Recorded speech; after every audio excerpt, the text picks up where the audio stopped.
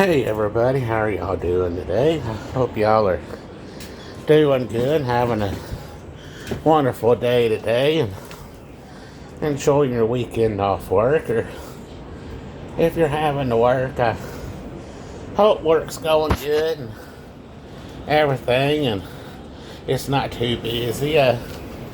We got a garden variety rainstorm coming through.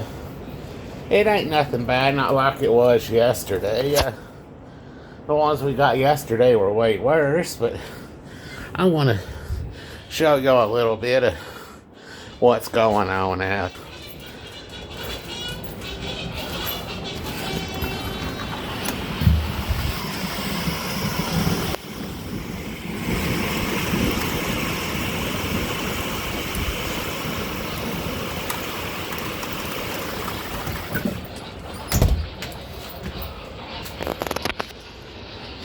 That's pretty much what we getting right now. Nothing's up here.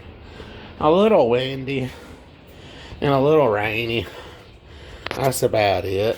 I will be doing a live later on this evening about 8 o'clock.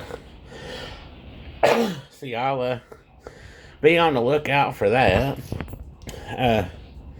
I was at my friend's last night.